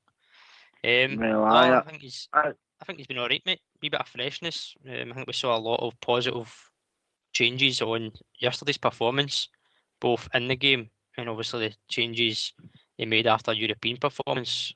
Obviously, it's one game at a time still, Will. He's still early days in his career, and obviously wish him the best of luck getting into it. But from what I've seen so far, mate, he seems keen and eager to learn himself as a coach, but also try and get something out of this season that by no means is it over in any of the competitions. I just want to say, we didn't come out Sunday. I'll ask the panel. Go to the south side first. Sunday, Ross. Aye, listen, I'm not fearing them at all. I'd like to think we'll be good enough to get to the final, mate, obviously. But I think we've got to dispatch Hibs on Wednesday night, Ross. I think that's important as well. We need to start putting points on the table and climbing that table. So Sunday will take care of itself, depending on selection, and I think we'll win on Sunday. I don't have any problems with that, Ross, to be honest. But we need to make sure that we win against Hibs on Wednesday night first. You want to keep momentum going, Ross, and we'll take it for Sunday there into Wednesday. So I think we've got to concentrate on Wednesday, and Sunday will take care of itself, pal. No, I would just like to see the boys winning. I just want to see Ibrox absolutely bouncing, especially Wednesday and Sunday. I want to see that place absolutely chock-a-block. Boys are bouncing. Let's get the party started, boys. Bridgeman. I missed the last thing it said there. Can you tell it? Say the last line again. What you said, pal? Ross wants to get the party going on Sunday. Sorry, Robert. I can't hear it. Could you say it again, pal? Ross wants to get the party going on Sunday. The party going for the big game. Yeah, go for it. Ross. Go for it, Ross. You go for it. I'm a bit more cautious than a lot of folk, you know. I'll see how we go on at the midweek, and we'll take a lead for that. I just think that it's going to be tough. We've got a run of games here that are going to be absolute murder for Rangers, and we have to win them. In everybody's mind, every Rangers fan says it, we've got to win these games. If we got any chance of winning anything, we need to win these games. And we've got a great chance of doing it, in my opinion. A great chance. I just want to see the boys back at Ibrox. Well, I think for what I've seen, the boys seem to be doing well. I just hope it continues. I just want to see all the boys back in Ibrox, and let's get the football started again. Let's get the guy impressed. Let's go for it. That's all I've got to say for the guy. Davey, the big key is now, obviously, with a win yesterday, you've got to take that into your next game, and that's when consistency becomes key. Because if you can start getting a run of results, it breeds confidence in the players. The support get the confidence back in the team. We're proud of their performance and results. And this could end up being a massive week for the club, mate, because we've got Hibs Wednesday, and then obviously the semi-final, which Ross has touched on. So it could be a massive week for the club. I agree with that, but every game's a massive game for Rangers. Bridge says that regular. Every game's a massive game. Celtic game is got its own unique history. The Amway side, keep care of Hibs. Hopefully get the 3 points. Then we can start talking about the Mankey Mob. So that game will take care of itself. And unfortunately, guys, due to certain circumstances, on Sunday I am going into the Golden Jubilee to get my hip operation done. So I just hope they take my blood pressure after before I after again. Can you crack back in there, boys? What a bummer, eh? I hope that goes well for you, Davey. In you come, Ross. I would just want to say, see, Sunday, can we get a wee working man song on? Obviously, it's the 2-minute silence on Sunday. So I just want to, for playing as it, I just want a working man, if you've got it, for Sunday. We'll speak to the techie team and see what we can do, mate. I'm sure the techie team can rush with something up, but we'll certainly put that request into the guys in the background. And hopefully get a wee 2-minute silence and all, just for many other boys that was fought for us. Well, obviously we've done the minute silence before the game yesterday, and as I mentioned earlier, mate, it was impeccably observed by both sets of supporters, Rangers and Kilmarnock. You could hear a pin drop in the stadium, and it's always something that our club honours and traditions, and we should never forget those that have paid the sacrifice before us to let us live the way we do now. And ultimately, their sacrifice is never forgotten, and that's something our club always remembers when it comes up to this time of year. Yep, I've got a lot of family fought for this war, and I just want to say God knows that we other people.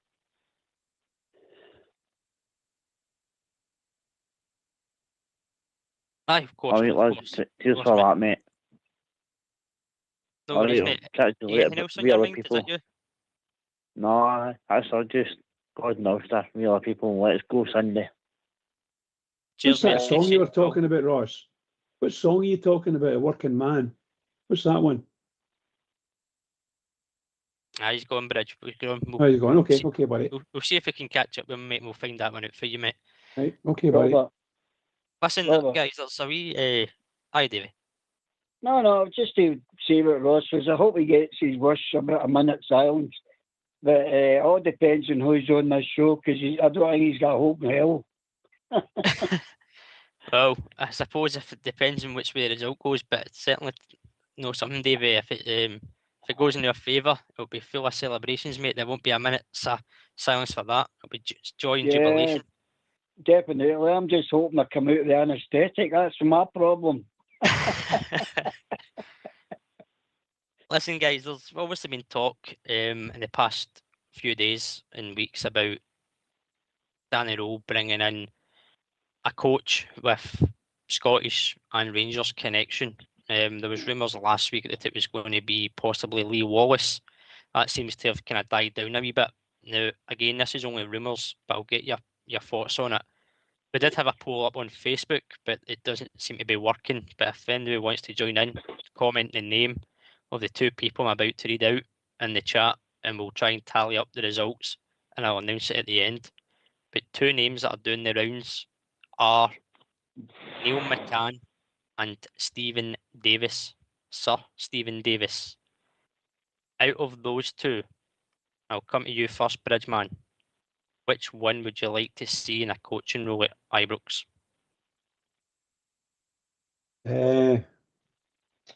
I would go for Sir Stephen Davis. And your rationale behind that, mate? Yeah, I think he's to me, he's a true Ranger. You know, he's been a couple of times. You know, went away, forced away, and he came back, and he served as well when he came back, and then he was asked to come back and work as part of that group that did it, ex-Rangers players, and I think he did quite well. I think to me, he's a true Ranger. He's just a true Ranger for me. That's the way I look at him. Nobody will take it away from him who he is, and I think he's an absolutely superb, a super coach for me. And I'm not saying he's ready to be a manager or anything like that at the moment, but I'd certainly have him as a coach and staff, absolutely. Southside, yourself, McCann or Davis? Neil McCann's probably got more coaching experience. He's been a manager round about. Sir Stephen Davis, wonderful, gifted football player, knows the club inside out, was a legend at the club as well as Neil McCann was a great player. They both had success at the club. I really don't know Stephen Davis's coaching credentials. He can be a wonderful player, but doesn't make you a great coach, to be perfectly honest. So if any of the two of them come back, I think it'd be a good asset to the club. But either one, it doesn't bother me, to be honest. And if it's none of them, and Danny Rowe picks somebody else that's been at the club in the past, then I'll trust his judgment. I dare say he'll be the guy that'll probably sit down with the player that he's going to bring in. He did say he'll bring an ex-player in of some kind. Now, it could be Lee Wallace in the background. Same with Lee Wallace. Got no idea what he's really done since he left the club. Coaching ability or what. I know he's done his badges and stuff. So I'll wait and see, to be honest, Robert. But if it's a Neil McCann or a Stephen Davis, then I'll go with Danny Rowe's judgment and who he interviews and who he brings in. But if it's none of them, then I'll go with his judgment also and who he does bring in. But for me, Stephen Davis is a legend. Neil McCann was a great player for the club. Davey, what about yourself, mate? Again, these are all just speculations at the minute. There's nothing to say it will be one of these two, but that's the names doing the rounds at the minute. I've seen a few things popping up on YouTube about it. It's just he's nailed it dead on. So did Bridge. But regarding either one, I would take any of them. But my preference would definitely be McCann. Just at the moment, just for more or less about what Suicide just said. And Stephen Davis has been amazing with Northern Ireland. But international football and league football are totally different. And Stephen Davis had a wee spell at the Rangers manager job, which is temporary. But I think tactically, I think McCann's got the coaching ability a lot better. I'm not saying there's a difference in it, but if you want preferences, I would go for McCann. Well, as I said, that we did try and do a Facebook poll, but it doesn't seem to be working for some reason. But if you are listening, you do want to take part and give us your thoughts, comment on the feed, and we'll tally up the results. As it stands just now, having a brief look, it looks like a lot of listeners out there would go for Neil McCann. I would be happy with either of them, if I'm being honest, guys. I think Davis is a leadership person. He's obviously captain Northern Ireland. He had a great spell at Rangers, 2 spells. As you said, he was manager for a brief period of time. Still early in his coaching career. McCann, for me, he always speaks well. He analyses a game in detail, presents very well, possibly more cultured with the media up here than maybe Stephen Davis might be. But I wouldn't be opposed to any of the two guys. In an ideal world, I'd have both. But if it was just to be the one, I think McCann slightly edges it for me, just on his kind of knowledge and understanding. But at the same time, just to kind of be devil's advocate, we've got these two guys that Rule's brought in. One's been given the title as a performance manager, so you would expect him to be the more analytic of the coaching staff. So that might just favour a Stephen Davis. Southside. Maybe Stephen Davis is the way you're phrasing it. I don't know, Robert. The rumour was that it would have been Lee Wallace coming in. Whoever comes in, as long as he can do a job, work with the manager, and going to be part of the backroom team. Both of the two that we've talked about there have got experience, Robert. I've been at the club, they've done it. Obviously, Neil McCann was in with Barry earlier on, and Billy Dodds and Alan McGregor. Did it make a big difference? You know, you'd have to know within the club, was Neil McCann, did he make a difference? Did players look at him? Did he talk a good game? And was his stuff that he was saying right? I like listening to him as a pundit. I think he talks quite well, explains things. But it's down to doing it on the grass and being there for the manager and the assistant manager and working in this environment. So time will tell. I just want to say, I got a wee text in. Billy's showed his faith. It comes on the show. He's done a hefty double for Wednesday night and Sunday night. So I'll say good luck to Billy, because I've seen what the returns are, and I hope you get it, buddy. That'd be a good double to get, Robert. I'll tell you that. As long as you don't put it on a Super 6 for me to have a chance, mate. I'll just leave that out. Know what I mean? No, listen, we've obviously got a big game Wednesday night in Bridge. You always say it, biggest game of the season, and it is. Will come Wednesday night against Hibs. We're currently sitting 5th in the table, but a win puts us in good stead going into Sunday. Points on the board domestically, and hopefully climb that table with results going in our favour, that we can start to close the gap in the teams towards the top of the table. Because as you saw at the weekend, teams can be beaten in this league.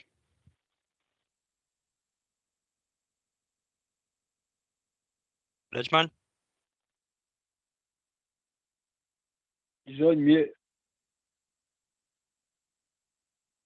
He's not put his clock back. Yeah, he thinks it's time up. We're David? getting there. Yeah, aye. Well, I still say we've got to keep up with the pack.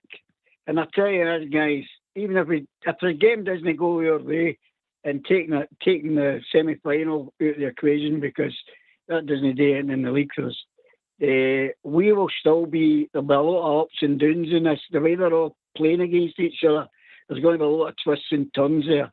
That's how I'm saying, that's how I'm emphasising. Keep up with the pack, because they're not in it points-wise. Hearts are going bye-bye at the moment. But we've got to keep up with the ones that are 3-4 in front of us. So that's my main concern. And regarding Davis and what we're talking about with McCann, I think McCann's got maybe up and at him, anger management sort of type than Davis. Whether that matters or not, I don't know. But no, that's what I think. David, just when you say bye-bye there, mate, I can bring some breaking news this evening that isn't related to Rangers, but somebody's scared of Danny Rule already. Brendan Rodgers has left Celtic. Yes, you dancer. Who said that?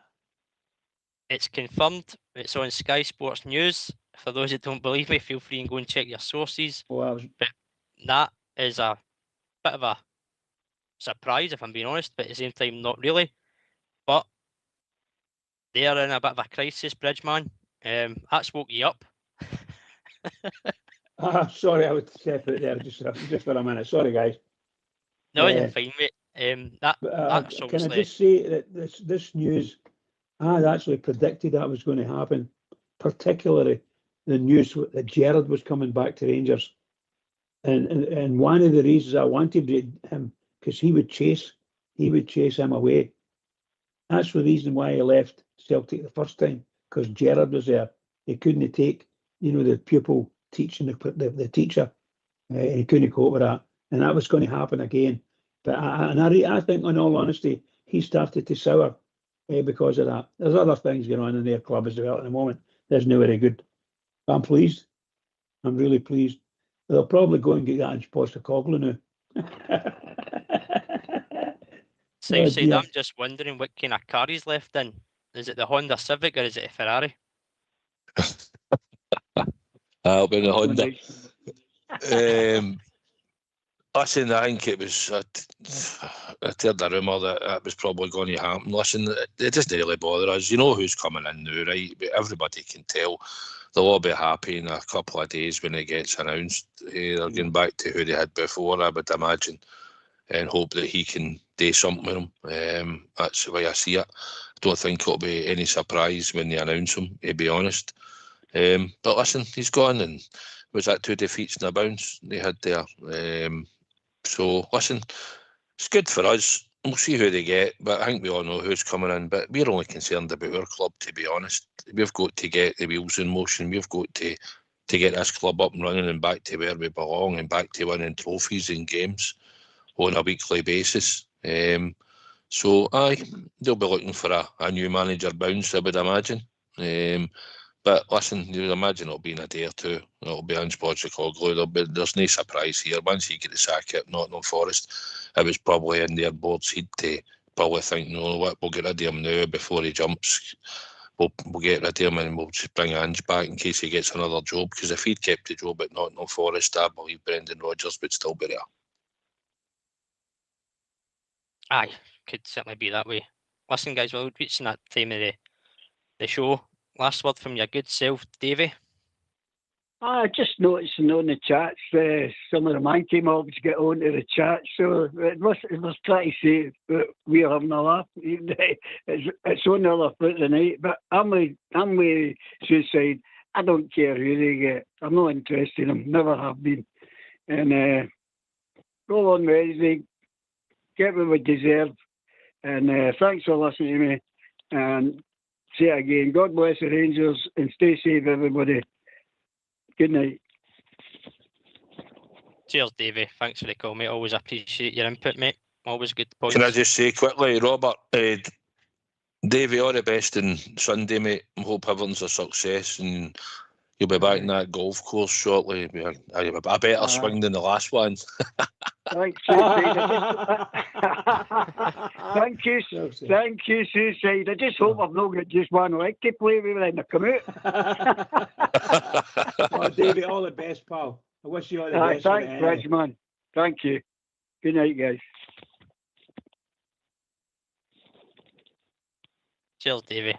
And as Susan said, mate, best of luck come Sunday, mate. Hopefully goes well for you. Thank you. Southside, last word from yourself, mate. Aye, it's been a good wee night. It's good to be on with yourself, Robert. Thanks for hosting the show. I've thoroughly enjoyed it. And it's good to be on with the legend, as always, the Bridgeman. And it was good to get a couple of callers in, especially old Davey phoning in. Regular on the show, and it's always good to hear. And obviously Ross popped in the night as well. So it was good to hear Ross. And thoroughly enjoyed the show, mate. Hopefully Wednesday night, I'm sure the Bears will be loud and proud for behind the goal. I know they've cut some of their tickets off us again, Hibs, but we'll fill the rest of it. We'll look forward to it Wednesday. Hopefully a Rangers victory, which will carry us on and good fettle into Sunday. And I'm sure we'll rock Hampden on Sunday and all. Looking forward to that. So thanks for having us as always, Robert.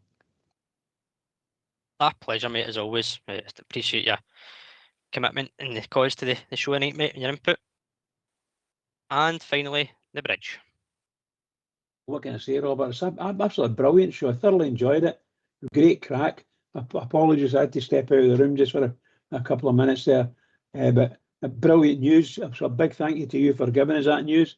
It's something I thought was going to happen. But, you know, you never know. But he's gone now anyway, so good luck to them. And that's it. And we're not, you know how much luck I want that to be.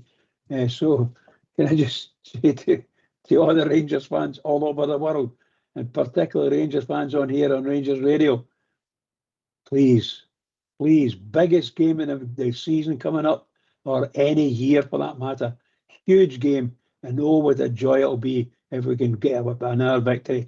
We'll be really, really flying. We'll start to fly then. So everybody keep it going for the Rangers. We really need it. They really need us. They really do. So keep it going, please, everybody. Cheers, Bridgeman. Can I just say a big thanks to yourself and Southside for coming on and doing the show with myself tonight. Fox and Old School Blue for doing the technicals, and of course, that technical issue we had at the start of the show.